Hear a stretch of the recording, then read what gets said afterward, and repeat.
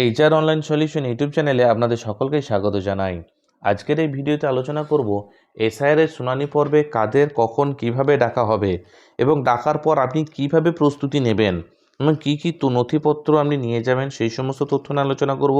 এবং আপনার কাছে যদি কোনো তথ্য না থাকে তাহলে আপনি কি করবেন, এই সমস্ত বিষয় কিন্তু আজকের এই ভিডিওর মধ্যে কিন্তু আমি আলোচনা করব।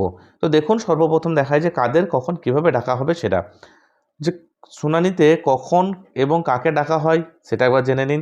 যে খসড়া ভোটার তালিকা প্রকাশের অর্থাৎ ড্রাফট লিস্ট প্রকাশের পরে, অর্থাৎ ড্রাফট লিস্ট অবশ্য 16 ডিসেম্বর প্রকাশিত হয়ে গেছে। প্রকাশিত হওয়ার পর যাদের যে সকল ভোটারদের 2002 সালে তালিকার সঙ্গে সংযুক্ত করা হয়নি, অর্থাৎ যাদের কোনো ম্যাপিং করা যায়নি, তাদের কিন্তু ইলেকট্রাল রেজিস্ট্রেশন অফিসার অর্থাৎ ইআরও আনুষ্ঠানিক একটা নোটিশ জারি করবেন। যে নোটিশ পর্ব কিন্তু এখন চলছে, হিয়ারিংয়ের নোটিশ পর্ব কিন্তু এখন জারি আছে, চলছে, সেই নোটিশ কিন্তু জারি করবেন। এই নোটিশ এর মধ্যে কিন্তু একটা নির্দিষ্ট তারিখ, একটা সময় এবং নির্দিষ্ট স্থানে কিন্তু শুনানিতে উপস্থিত থাকতে বলা হবে।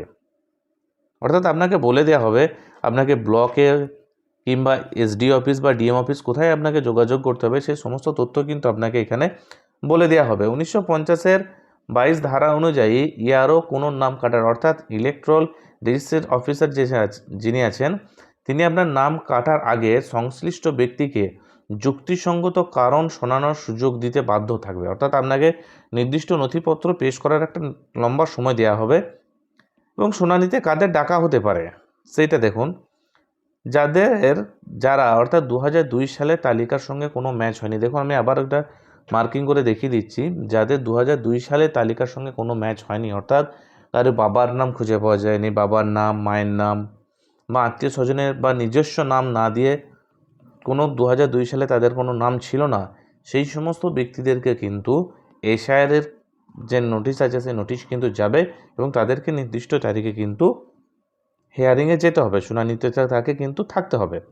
এবং যাদের এনুমেরেশন ফর্মে অসম্পূর্ণ বা সন্দেহজনক তথ্য রয়েছে, অর্থাৎ যাদের এনুমেরেশন ফর্ম ফিল আপ করেছে অথচ কোনো সন্দেহ রয়ে গেছে, ফর্মের মধ্যে কোনো অসন্তোষজনক কিছু রয়ে গেছে, সন্দেহজনক, সেই সমস্ত ব্যক্তিদেরকেও কিন্তু এনুমেরেশনের ক্ষেত্রে কিন্তু ডাকা হবে। এবং যাদের বিরুদ্ধে কেউ ফর্ম 7-এ আপত্তি জানিয়েছেন, বা ফর্ম 7 বলতে বেসিক্যালি মৃত ভোটার হয়ে গেছে বা মারা গেছে, অর্থাৎ জীবিত থাকা অবস্থাতেও এরকম অনেক ক্ষেত্রে হয়েছে, যেমন এই শেয়ারের ক্ষেত্রে, সেই সকল ভোটারগুলোকে কিন্তু ডাকা হবে।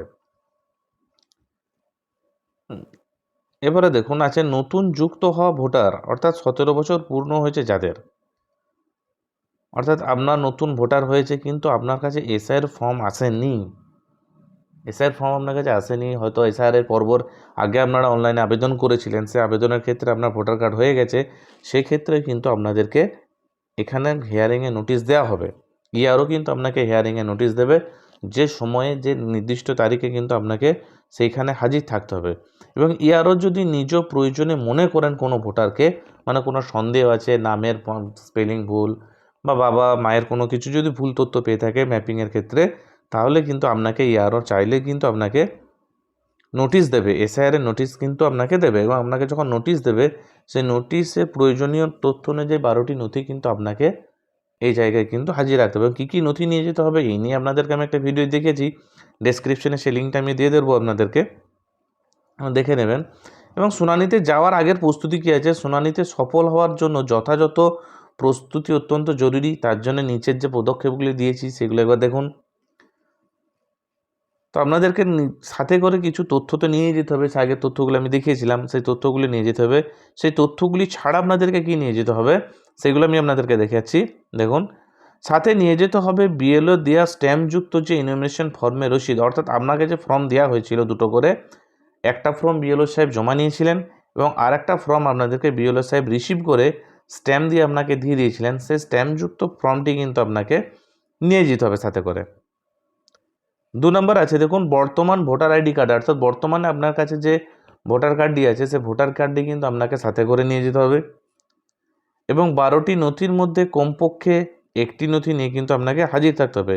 এবং শুনানির প্রতিটি পর্যায়ে কিন্তু আপনাকে লিখিত রাখতে হবে। এবং আপনাদেরকে জানিয়ে রাখি, আপনার হিয়ারিং চলাকালীন যে পর্বটি হবে সেই পর্বটি কিন্তু ভিডিও রেকর্ডেড হবে, আপনাদের কিন্তু রেকর্ড করা হবে।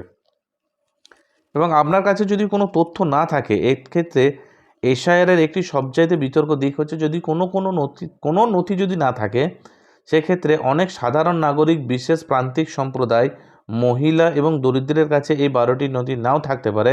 সেক্ষেত্রে তাকে কিন্তু শুনানিতে অবশ্যই উপস্থিত হতে হবে এবং ভোটার রেজিস্ট্রেশন নিয়মে 1960-এর 9 নিয়ম অনুযায়ী ইআরও অন্যান্য তদন্ত কিন্তু করতে পারেন। এক্ষেত্রে যে ইআরও আছে, ইআরও কিন্তু আপনাকে অন্যান্য তদন্ত করবে, অর্থাৎ আপনার পার্শ্ববর্তী এলাকার যে মানুষ আছে সে পার্শ্ববর্তী এলাকার লোকের কাছে কিন্তু তারা জিজ্ঞাসাবাদ করবেন। এই এতটুকুই তথ্য আপনাদেরকে দেওয়ার ছিল। ধন্যবাদ সম্পূর্ণ ভিডিওটি দেখার জন্য। আমার এই ভিডিওটি যদি ভালো লেগে থাকে অবশ্যই ভিডিওতে একটি লাইক দেবেন এবং আমার চ্যানেলে নতুন হয়ে থাকলে আমার চ্যানেলটিকে অবশ্যই সাবস্ক্রাইব করে দেবেন। ধন্যবাদ, ভালো থাকবেন, সুস্থ থাকবেন।